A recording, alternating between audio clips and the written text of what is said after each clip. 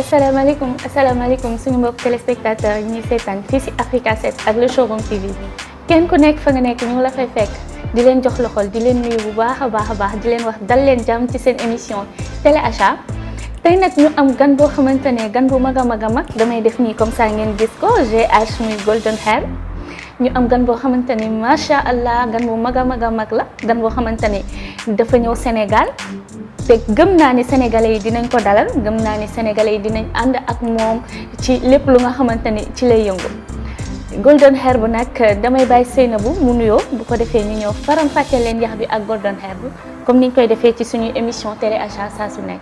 Bonjour Seynabou. Bonjour Fatou. Bonjour à tous, bienvenue dans ce nouveau numéro de télé achat.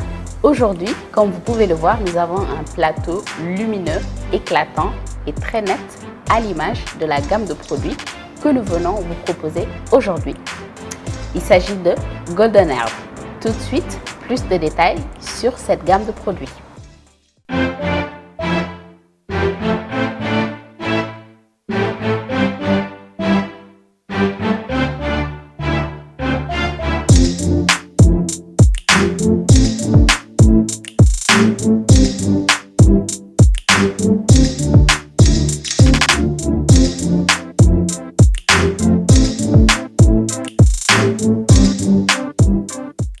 Téléspectateurs yi ñu leen di fàttali seen émission télé achat yéen a ngi ciy ànd ak LBS nag nekk agence de voyage boo xamante ni dafay def ay offres yoo xamante ni dañu mucc ayib loolu ay offres mi ngi noonu di affiché ci écran bi pour képp koo xamante ne bëgg nga ci billet yi muy def muy Milan Dakar Dakar Milan.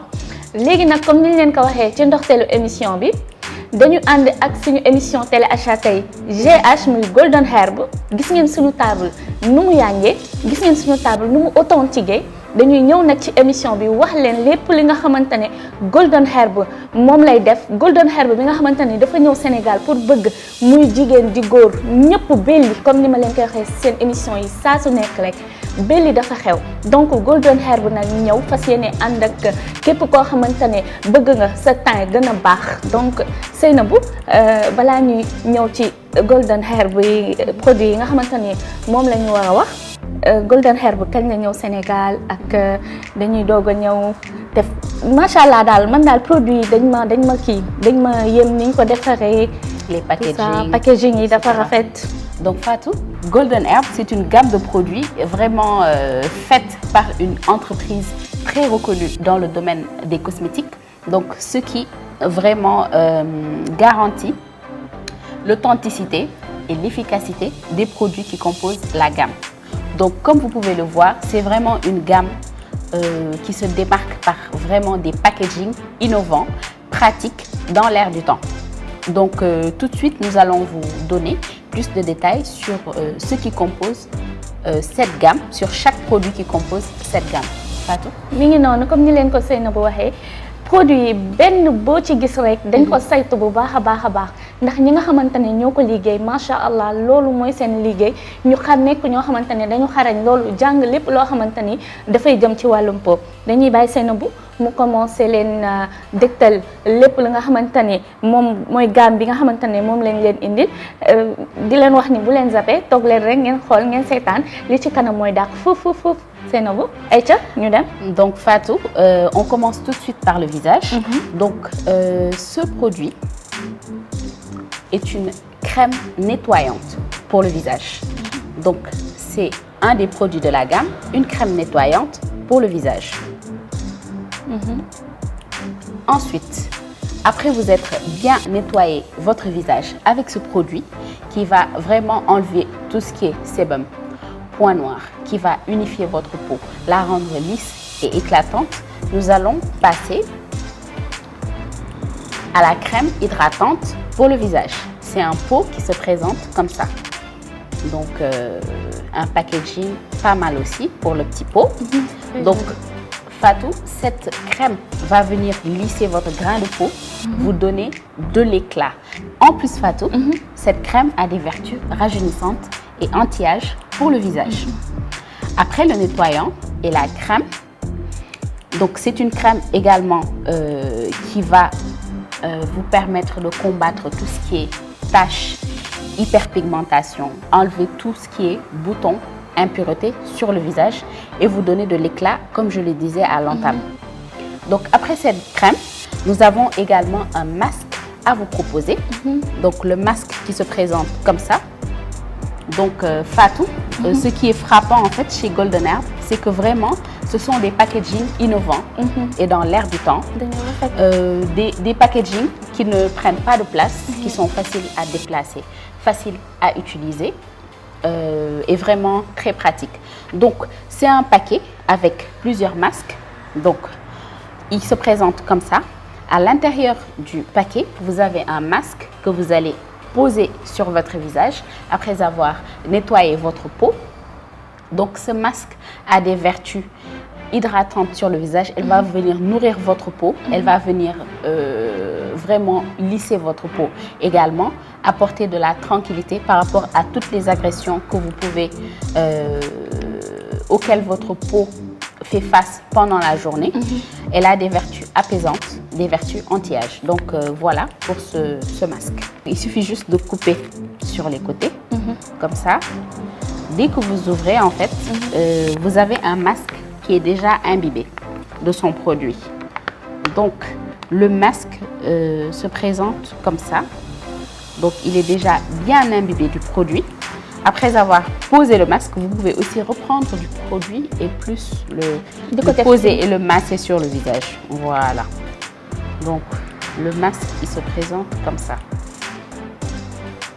Vraiment, on remarque la technologie, tu vois. La façon dont... Texture bi. Voilà, texture bi, nous nous déférons masque bi, le voile qui vient protéger la peau, exactement. Voilà. Donc le masque, il se présente comme ça. Hein? Est-ce que vous savez combien de voilà. minutes vous avez ci sa kanam pour dindi ko? Donc le masque, vous pouvez poser sur sa kanam. Vous avez 10 à 15 minutes. 10 à 15 minutes. Voilà, 10 à 15 minutes. Après, vous dindi ko. Donc vous avez poser. Donc si vous avez cette texture au masque, il y a vraiment un travail. Parce que double... gis nga fii dafa mel ni loo xamante ni genre gaz la ba pare tegaat beneen texture ci kaw. Donc c'est vraiment quelque chose de très pratique qui va laisser apparaître vos yeux, va vous laisser respirer et va laisser apparaître votre bouche également. Et puis c'est tellement frais, affaire bi mi ngi sedd guy. ba pare dafa voilà boo laalee produit bi rek da ngay xam ni lii produit bu baax la. Donc c'est une fraîcheur justement qui va vous aider à apaiser votre peau, vraiment à la rendre lisse et à la préserver de toutes les agressions qu'elle a pu recevoir pendant la journée. En plus, ça sent très bon aussi. Ça sent très bon. Voilà, donc voilà pour le masque, pour le visage. On va passer au produit pour le corps. Donc, pour le corps, nous avons cette crème hydratante qui se présente vraiment dans un packaging ludique hors du commun. Vraiment. Un lait hydratant qui a ce packaging là, vraiment, il fallait y penser. C'est original. C'est dans l'air du temps aussi. Donc actuellement, il n'y a plus beaucoup de temps. On n'a pas envie de s'encombrer. Donc voilà, ce sont des capsules qui vous suffisent pour une application, voire deux. Donc c'est très pratique à emporter, soit si vous voyagez ou même si vous allez au bureau le matin, vous pouvez en prendre quelques recharges et en mettre dans le sac. Les dosettes de beurre par exemple, c'est un beurre corporel. Voilà. Donc c'est une crème en plus d'avoir un packaging très intéressant, de sentir très bon, d'être très frais. En plus c'est un produit texturé. Déjà beaucoup texturé, c'est bien travaillé. Arrêtez ça tellement de feuilles doux. La peau est brillante aussi quand on l'applique. Et en plus Fatou, donc à force d'appliquer la crème hydratante de Golden Herb, c'est ça déjà, elle va vous donner de l'éclat. Votre peau va être douce, satinée. En plus, si vous avez également de l'hyperpigmentation à certaines zones de votre corps, c'est un hydratant qui va vous permettre d'unifier toutes les zones de votre corps. Donc, unifier, lisser, donner de l'éclat à la peau, c'est vraiment l'atout majeur de cette crème hydratante. Donc, voilà. Ensuite, toujours dans cette gamme, vous avez aussi le masque corporel qui est aussi dans un packaging tout aussi original et pratique que le masque pour le visage. Dans un packaging aussi très innovant que vous propose Golden Herb. Donc ce sont des packagings à emporter. Hein. On prend, on glisse dans son sac si on veut vraiment se déplacer, voyager. Même dans sa maison, en fait, c'est vraiment des trucs super pratiques. Ça n'encombre pas et ça se glisse partout pour le rangement. Donc ce masque est à l'acide salicylique et à l'acide lactobionique. Donc je vais aussi l'ouvrir, très facile d'utilisation aussi. Donc celui-là, c'est le masque corporel. Corporel. Voilà. Il se présente vraiment dans une forme très pratique pour pouvoir bien s'appliquer le produit sur le corps. Donc le gant pour le masque corporel se présente comme ça. Il est déjà imbibé de son produit, encore une fois. Et vous en avez encore du produit dans le packaging. Donc il vous suffit de l'ouvrir, vraiment d'insérer votre main à l'intérieur. C'est vraiment super pratique. Comme vous pouvez le voir, c'est déjà imbibé de son produit. Donc le produit est déjà sur le masque. Donc vous l'appliquez sur tout le corps. Vous l'appliquez sur tout le corps. Ensuite, vous laissez poser. Si vous voulez encore du produit, vous pouvez encore en prélever comme ça dans le paquet, le sortir et voilà, poser le masque sur tout le corps. Donc le poser sur tout le corps. Voilà. Le masque corporel de Golden Herb va vraiment venir vous permettre de lisser votre grain de peau, ouvrir les pores, enlever tout ce qui est impureté, vraiment tout ce qui est points noirs, unifier votre peau et lui donner un éclat et un aspect assez jeune. Donc voilà pour le masque. Donc c'est très important de bien s'occuper de sa peau, d'en faire des soins vraiment pour la garder jeune, lisse, éclatante. Voilà, c'est frais, c'est propre, c'est frais, c'est agréable sur la peau. Donc vous laissez poser également le masque et ensuite vous pouvez rincer. À faire 2 ou 3 fois par semaine. Donc am na importance trop dégg ngeen li nga xamante ni moom la Seynabou dégtal ci kàllaama nasaraan damay ñëw nag suñu mbokk téléspectateurs yi parce que loolu moo tax ñu nekk ci saa su nekk pour que émission bi ku nekk gis ci sa bopp ma ñëw nag fas yéene leen ko faram-fàcceel ci kàllaama wala. ca Seynabou donc damay tàmbalee fi nga xamante ni moom nga commencé muy crème nettoyante bi nga xamante ni pour kanam la crème nettoyante bi nag dafa baax trop ci kanam dafay tax say cerne dafay fermé wu day tax say poche kanam yi nga xamante ni moo nekk sa suufu bët dafay fermé wu dafay illuminer sa kanam daf koy leeral dafay ubbi pores yi lépp loo xamante ni mooy tache ci kanam da koy dindi ba mu set wecc Golden Herb ay produits ay dafa naturel ay bio la du yàq kanam du def dara mi ngi nii crème nettoyante bi baax trop ci kanam donc yéen ñi nga xamante ne yéen a ñuy seetaan te bëgg si da ngeen di woote ci numéro bi rek bu ko defee ñu daal di leen koy livrer. donc Seynabou ma dem ci crème visage bi. crème visage bi nag moo nekk nii mu ngi Golden Herb Whitening Cream gis ngeen mu rafet loolu packaging bi rafet trop mu neex a ubbi aussi gis ngeen. moom tamit ba tey ci li nga xamante ni moom la Golden Herb di yëngatu day defar kanam ba mu baax da lay rajeuniral dafay tax sa kanam dellu 18 ans bu dee 18 ans nga am dafay tax sa kanam dellu 10 ans maanaam lépp lu nga xamante ne mooy riit ci kanam lépp lu nga xamante ne da lay déranger ci sa kanam crème bii moo ci baax muy crème Golden Herb bi nga xamante ne moom la ñuy utiliser pour kanam macha allah daf lay bellil daf lay taaral daf lay leeral.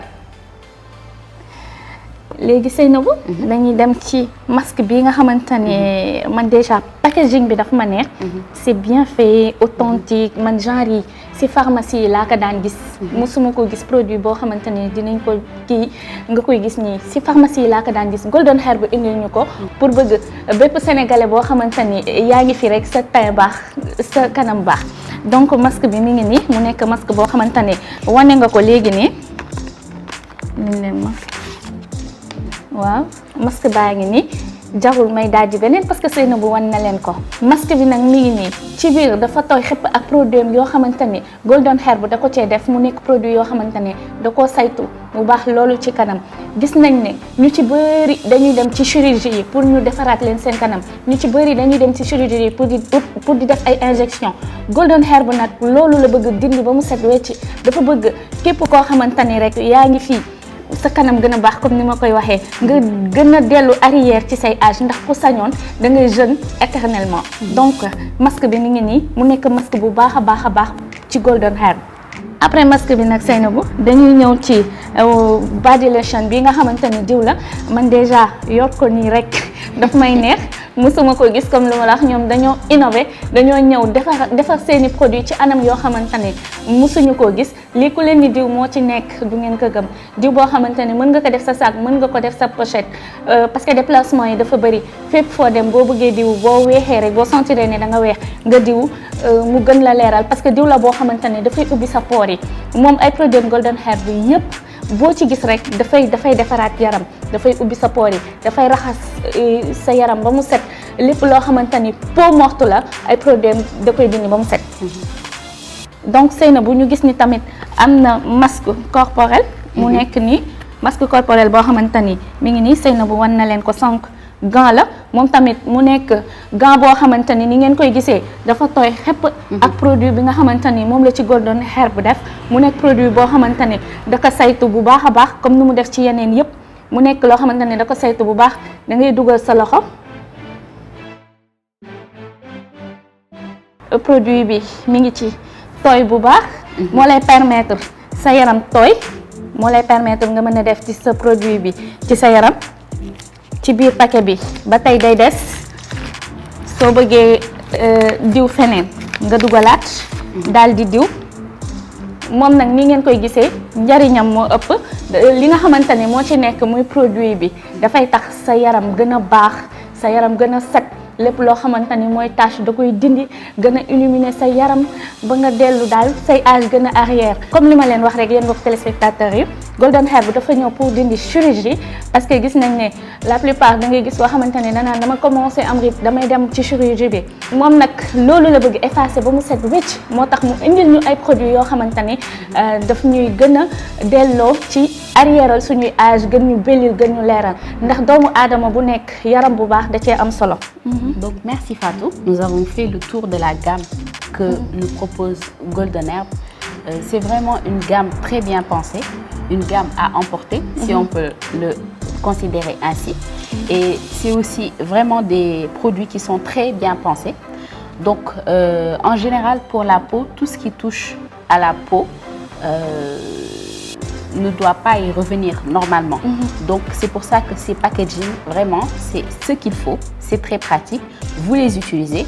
À la prochaine utilisation, vous changez, vous utilisez un autre.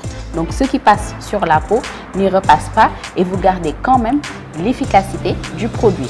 Donc c'est une gamme très intéressante qu'on vous invite vraiment à découvrir, tester, expérimenter en appelant sur les numéros qui s'affichent sur les écrans. Donc pour Golden Herb, Fatou.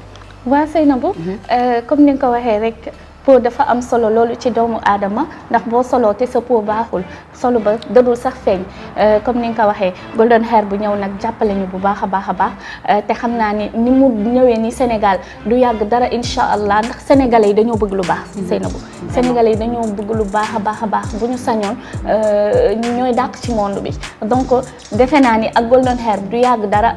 foo dugg di nga fa gis Golden Herb kër boo dugg it di nga fa gis Golden Herb ndax loolu la ñu bëgg ci Sénégal bi yëpp. Donc voilà Fatou, donc Golden Herb c'est vraiment une compagnie qui vient nous proposer une gamme de produits comme on le disait tout à l'heure, très pratique. Mais au-delà de ça, c'est une compagnie qui va vraiment aussi vous proposer d'arrondir vos fins de mois ou d'avoir une activité génératrice de revenus. Donc, avec Golden Herb, vous pouvez aussi, pour ceux qui souhaitent revendre ces gammes de produits, travailler avec eux. Donc non seulement il vous propose des produits que vous pouvez utiliser vous-même, mais il vous propose également une activité génératrice de revenus. Donc nous vous invitons à les contacter pour arrondir vos fins de mois, avoir des revenus avec un système vraiment de rémunération pour tous les efforts de vente et pour tous les objectifs de vente que vous aurez atteints. De nombreux cadeaux vous attendent, comme des smartphones, vraiment des sommes importantes, voitures, maisons. Voilà.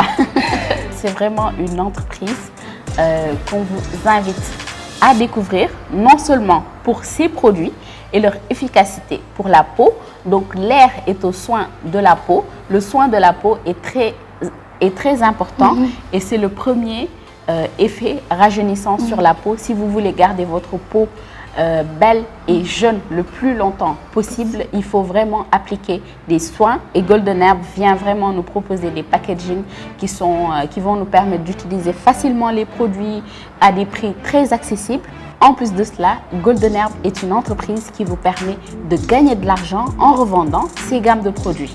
Suñu mbokk téléspectateurs yi suñu gan gi nga xamante ne nag moom lañ leen indi tey muy Golden Herb moom nag gis ngeen packaging yi nga xamante ne dañu rafet loolu produit yi baax loolu waaye nag Golden Herb yamul foofu bu dee da nga nekk revendeur ci produit yi da ngay am cadeau chaque fin du mois cadeau yoo xamante ni comme Seynabou wax na ko iPhone ma nga ca 10 millions ma nga ca oto ma nga ca dafa ëpp bay tuuru donc yéen ñi nga xamante ni yéen ñuy seetaan da ngeen di woote ci numéro boobu léegi bu dee da ngeen bëgg nekk revendeur wala ba tey bëgg ngeen utiliser ci produit ba tey sax boo nekkee revendeur mën nga ci utiliser en même temps parce que boo xasee ba adhéré ci Golden Herb defe naa ni lépp loo nga xamante ni da nga ko bëgg jënd rek en gros lañ leen koy jaay mu nekk produit yoo xamante ni cherul dara gis ngeen mu nekk ay produits yoo xam ne pharmaceutique la produit yoo xamante ni man ci clinique yu mag yi laa daan gis genre packaging yi wala genre yi ci laa ko daan gis donc Golden Herb indil ñu ko woote leen ci numéro boobu